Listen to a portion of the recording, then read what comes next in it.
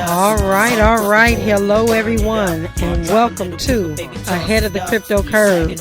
I am so excited about today. There is so many things going on in the cryptocurrency space.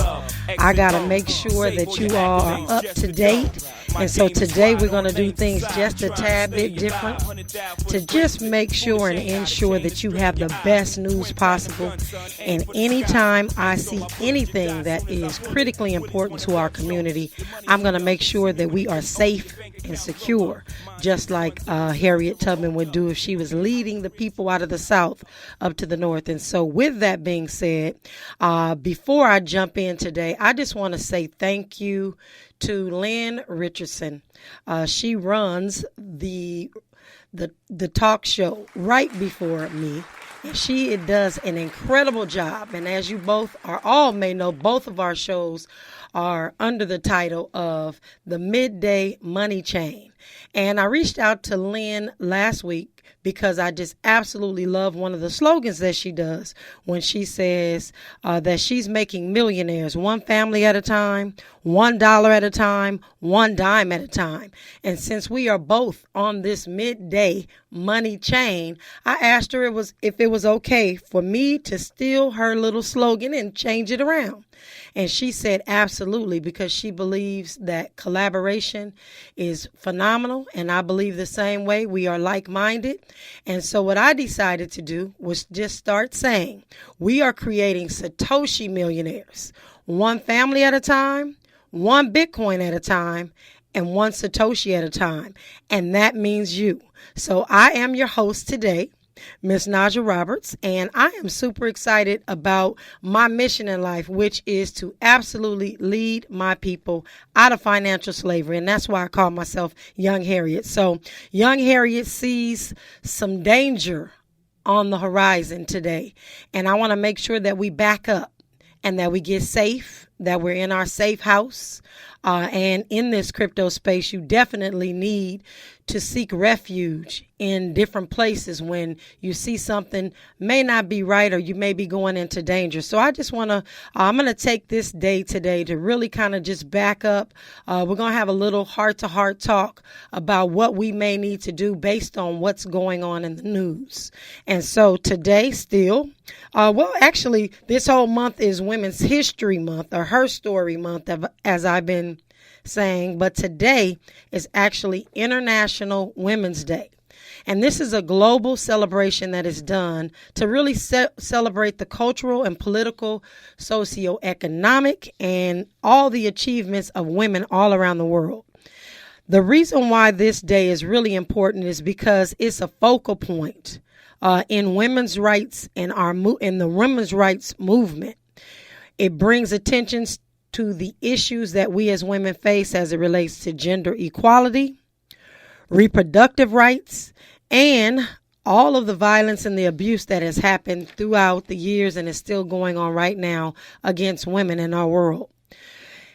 Today, I want to honor a young lady by the name of Kimberly Booker. You all heard her a couple of weeks ago. But I decided today to honor her because there was something that she says. There's a lot of things that she does, but there was something that she says that I really want to expound on today. And we'll get into that after I finish honoring her.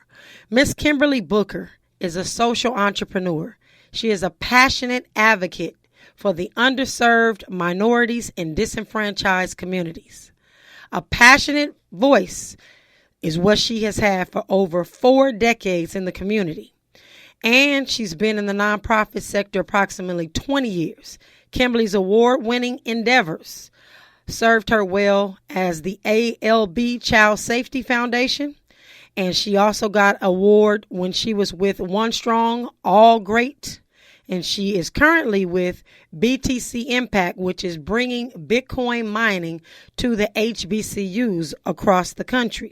She is a part of this revolutionary team that is taking on benevolence, Bitcoin, and diversity in the crypto space.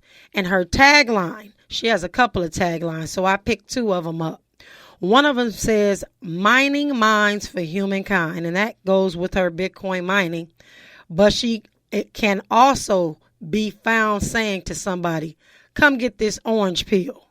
And so today, we're going to talk about all of us coming to get this orange pill and what it means to those folks in your family that don't know about Bitcoin.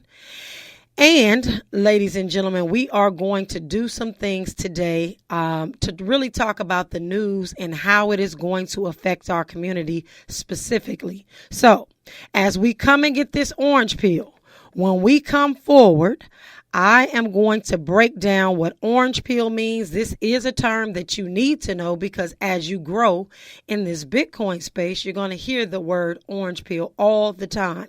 And you really need to understand the philosophy behind it. I've gone so far lately as to buy some orange luggage because everywhere I'm going, and traveling, I am going to orange pill my community. So with that being said, ladies and gentlemen, when we come forward, we're going to talk about how and what orange pilling means. This is KBLA Talk 1580. All right. And here we are. We're talking about orange pilling today. And this is a term that you need to know in the cryptocurrency space.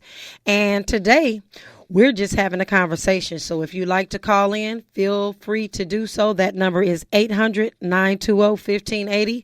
Again, that number is 800-920-1580. So the goal of orange pilling has absolutely nothing to do with drugs. So when someone says take the orange pill, has nothing to do with drugs. It's actually the notion that Bitcoin will inevitably be the global reserve asset. That being said, we need to find out who does not know about Bitcoin, and we need to orange pill them. And that's one of the reasons that we say we're going to orange pill. But how do Bitcoiners, people that are in the Bitcoin space, expect to do this if the vast majority of people still fail to understand what Bitcoin is and what it truly stands for? And this is why this term orange pill theory was formed. So this is actually a Bitcoin theory with a bunch of fundamentalists that are in Bitcoin. And again, as you grow in this space, you'll start to learn more about it. But the notion actually came from the monetary matrix. And we know the matrix from the movie. And I know that folks that are in the game theory, they understand the red pill, blue pill. Well, this is the orange pill. And so that orange pill represents Bitcoin. It represents freedom, monetary sovereignty, and the blue pill is still all about the fiat. It's about debt. It's about blissful ignorance. And physically, as you all know, there's no pill to take. The only pill to take is this knowledge about Bitcoin and the freedom that it actually gains for you. So what they say in this space, along with come take this blue pill, they also say, do not take the blue pill unless you want to stay confined in your beautiful prison that you're living in as it relates to the monetary Stockholm syndrome, living in a confined comfort without the fear of anything because you think that the central banks and the government and everybody else is going to rescue you. Well, I got a news flash. The government is not coming to rescue you. You have to do some things differently than you've been doing. And so the concept of Bitcoin requires an understanding of multiple schools of thought, which is economics. You've got to understand some history. You've got to understand physics, computer engineering, technology, and the fact that it is a disruption to the current monetary system. So some people don't even want to learn or don't care to learn about Bitcoin because they think that they're going to be overwhelmed and that it's just downright insane. And I'm going somewhere with this because I've got some news that just came out today that is going to affect all of those folks that think that this is just downright insane, that money is changing. And what they don't know is ultimately this world is going to change because Bitcoin eliminates arbitraging of banks. That's where they take your money and they trade and they do all sorts of things with it. It's going to allow people to deal directly from peer to peer rather than have a third party in the middle. It's really intimidating, though, for folks. And so when we orange peel them, we have to walk them very slowly through the process. And that's why I'm here today. That's why people all across this world are really devoting their time and volunteering to educate folks, because we got to get you all ahead of what is about to take place. But the more I talk and the more we're on the radio, the more we're teaching, the more we're flying from state to state and country to country, things that are happening that I'm about to talk about in a few minutes are happening more readily. And now that our president has picked up a pen, it's time to really talk to our community about what we need to do. So at the end of the day, you can either take the orange pill or you can take the blue pill. That's going to be the end of the story, because hopefully you wake up in your bed and believe whatever you want to believe. But some of my colleagues in this Bitcoin space say to each and every one of you, go orange or enjoy staying poor. And so that's a harsh statement, but that's definitely what we're really feeling just based on what we're seeing. So you all know that I'm going to keep it 100 as it relates to this cryptocurrency space. And I always say good, bad, or indifferent. But what is evolving, things that are happening right now, I am understanding that we have really got to stay ahead of the news. And I believe that if you know better, you do better. So one of the things that you have to know about this space is that it moves super, super fast. And you got to stay on top of your game. And so there's no way better to do it than, of course, listening in every day, because I'm going to start sharing some things that I'm finding in the news that give us an indication of where we're going. And I know that you're saying to yourself, there's a lot of information out here. There's too much stuff to do. You know, I got to go to work. I got kids to take care of. And so that is why young Harriet is going to go out. I'm going to grab the news every day.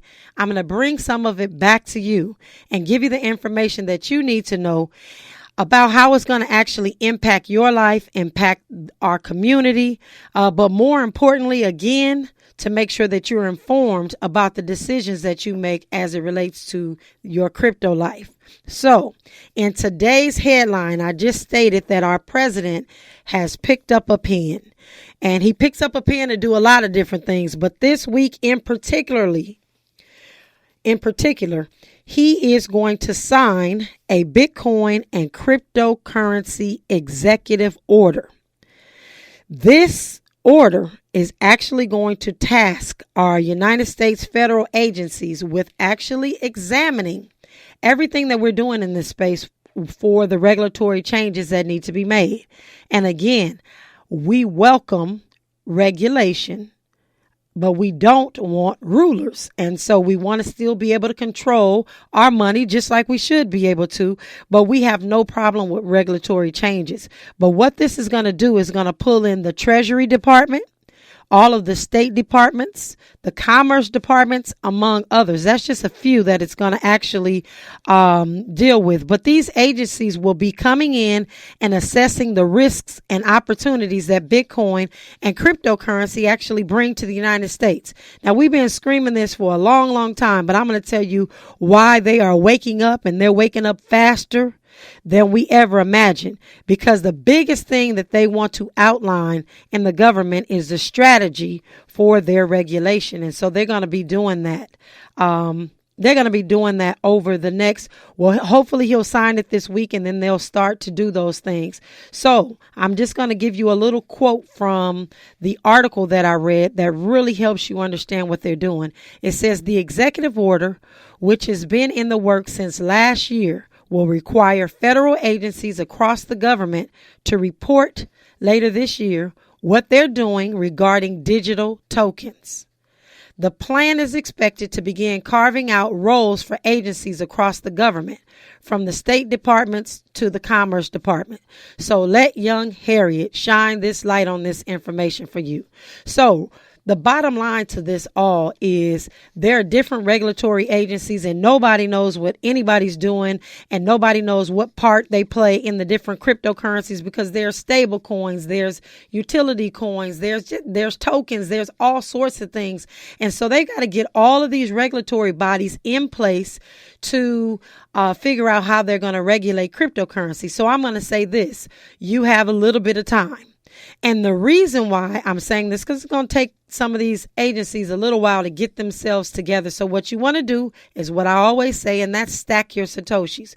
But the reason why they are working expeditedly now is because Bitcoin has actually risen to the spotlight because the U.S. and its allies have begun imposing all of these restrictions on Russia in a push to isolate the country from its economy and suppress its ability to actually continue to march forward into Ukraine and do the invasion.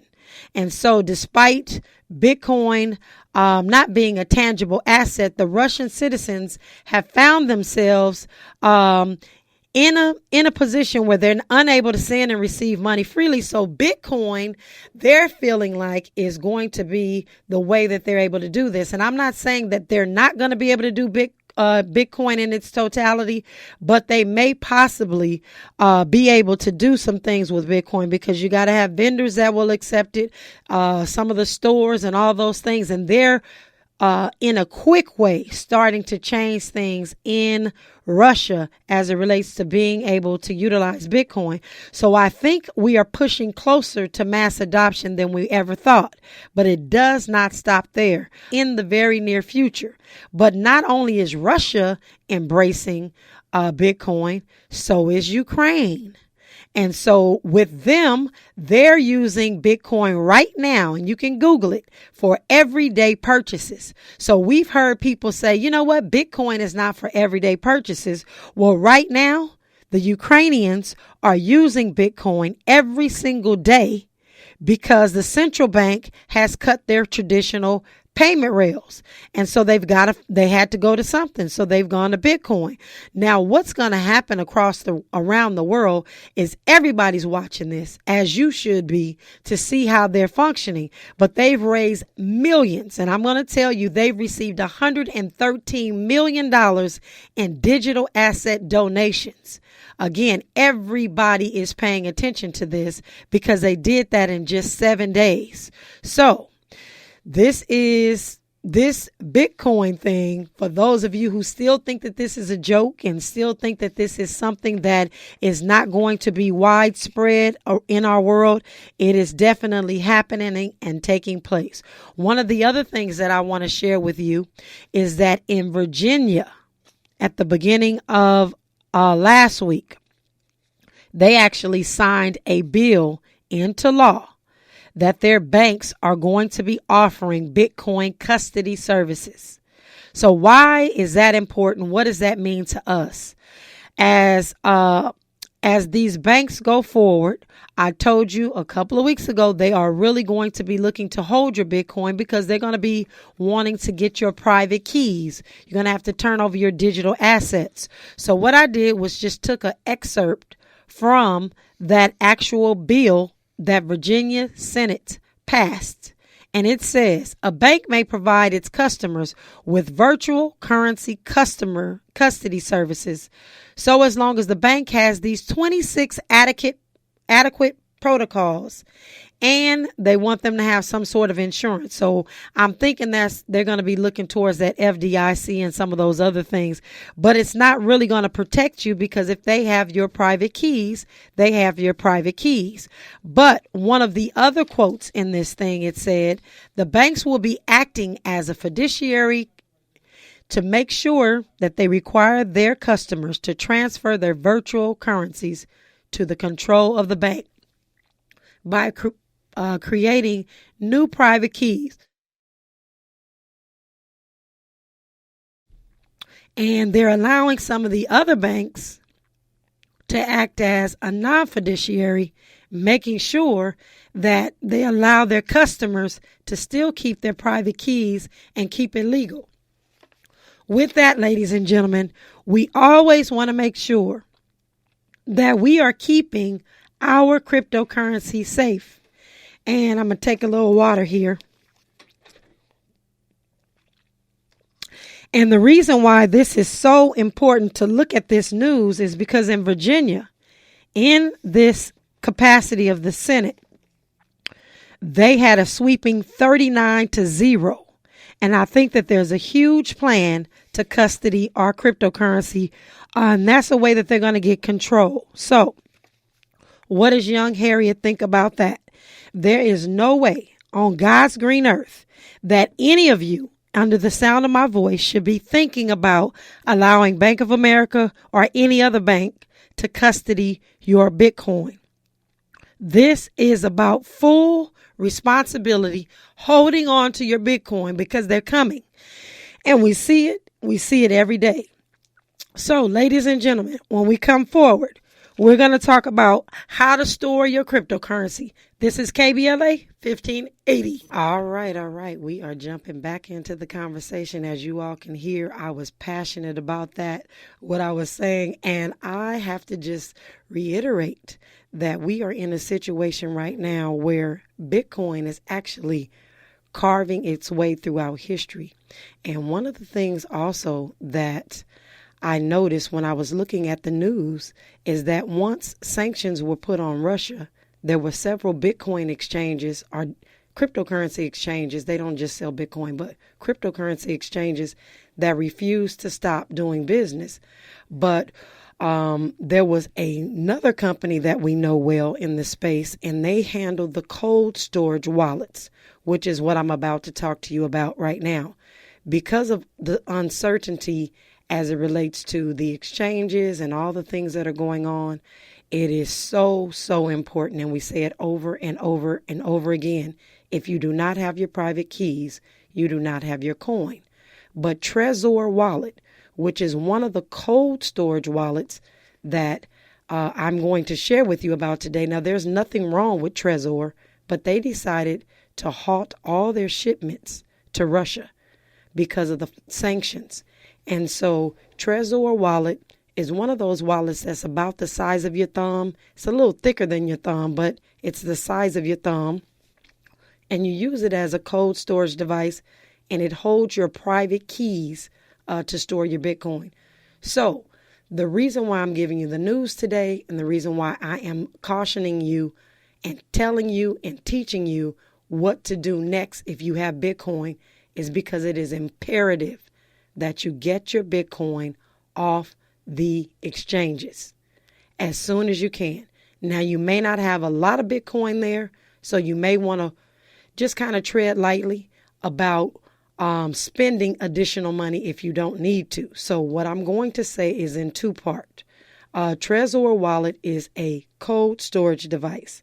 Again, it's a physical device that you can actually store in your safe deposit box, or you can put it in a safe or under your mat, anywhere that you want to store your cold storage wallet.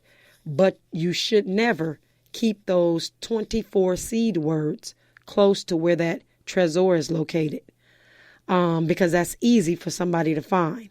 So in one of these other sessions, we'll be talking about how you can possibly store your seed words in a little more, I'll just say, just in a safe way. We won't get into too many details because we want to save that for like private sessions when folks are really trying to find out how to hide their words and those sorts of things. But Trezor is one of the things that you can buy to store your Bitcoin. The other one is Ledger. And the Ledger wallet is one of the ones that I actually recommend all the time. In fact, I decided, because of what I've been reading in the news, that we need to have a mass exodus for those folks who have their Bitcoin on the exchange into these wallets immediately.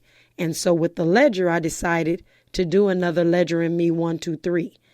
And that's a course that I usually hold to help people set their ledgers up and teach them how to move their Bitcoin from the exchange onto their ledger and hold on to their private keys. Now, again, We've said this over and over again, and I have to remember there's new people listening. Your Bitcoin is not stored on these devices.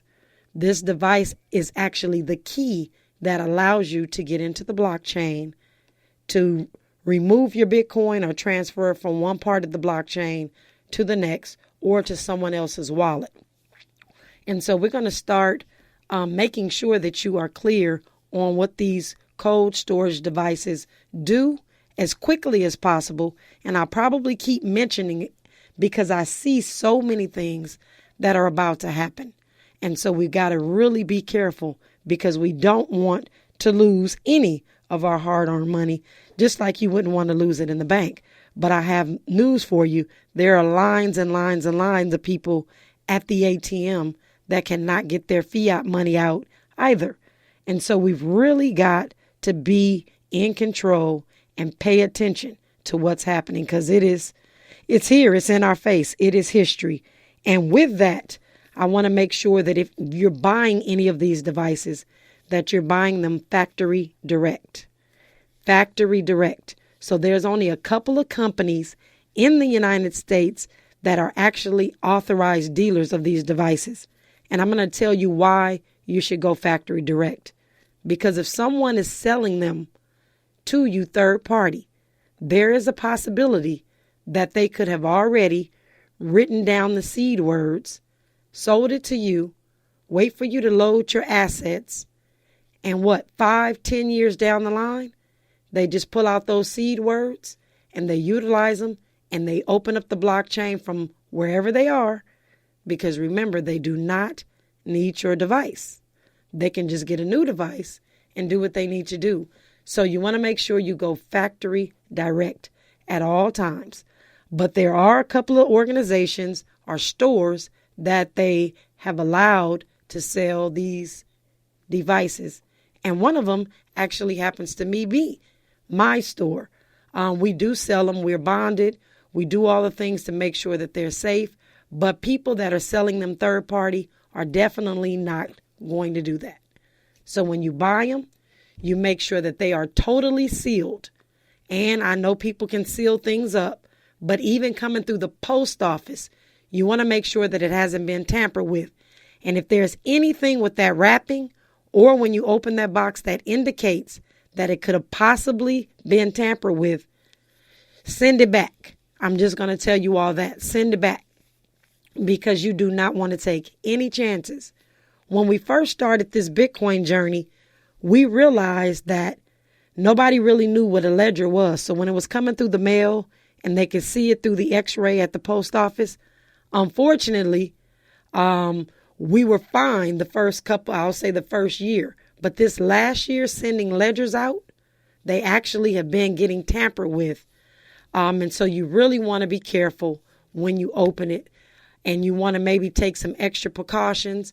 That's actually why I sell out so quickly, because people are coming from all over trying to buy them because they don't want them shipped, because they don't want anybody to touch them in between the manufacturer and what we actually do, which is have them in our store.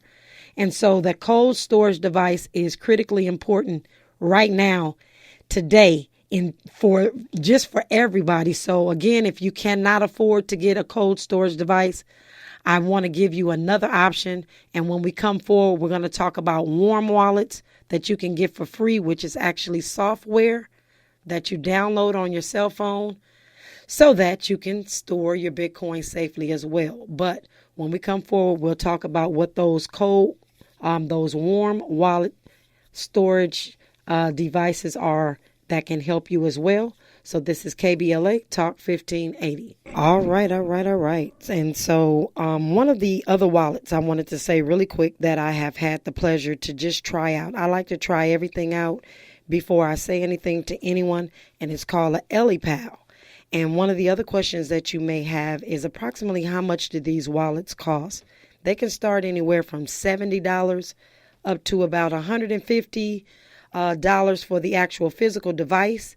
But as it relates to the warm wallets that I am about to talk to you about, they are absolutely free. All you have to do is download the software.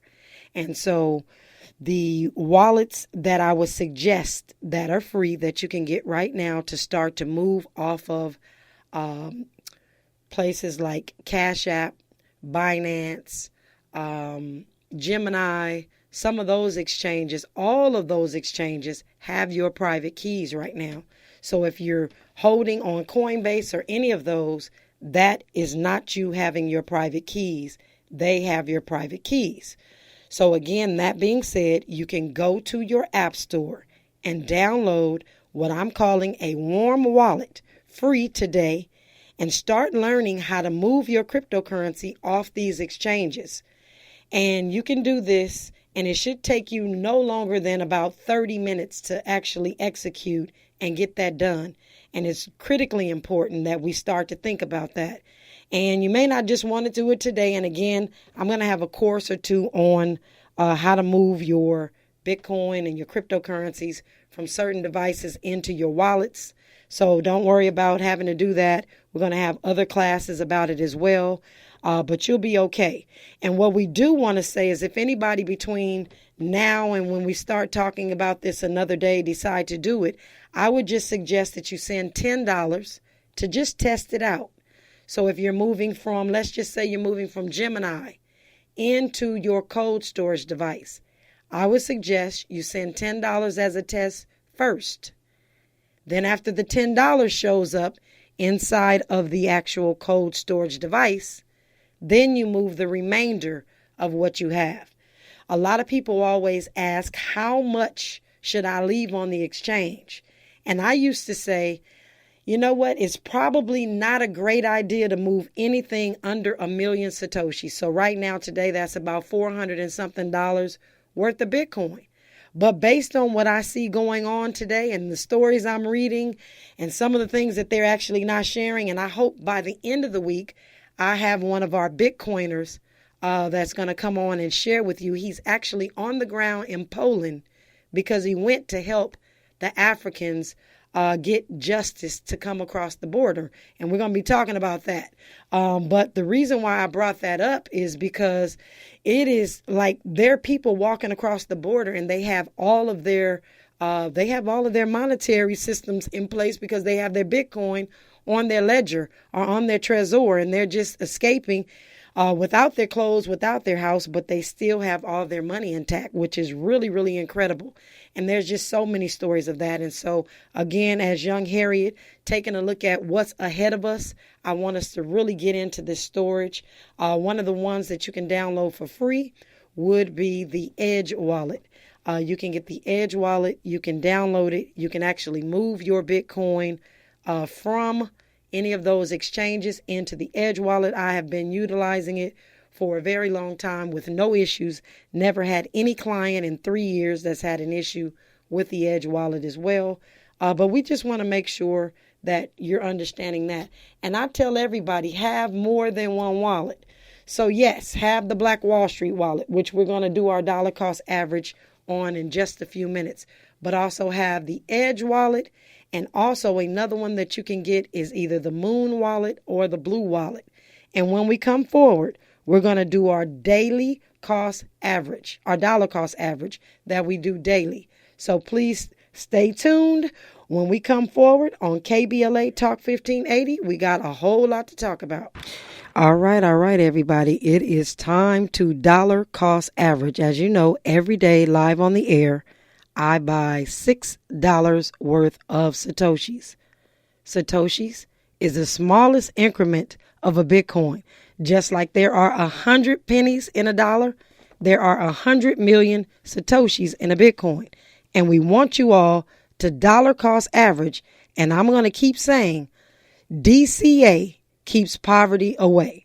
So we're going to do this every single day until we're going to do this for a year so you all can see how incredible dollar cost averaging is. It allows you to take advantage of the market when the price of Bitcoin is low. And then when the price of Bitcoin is a little bit higher, you actually get a little less Satoshis.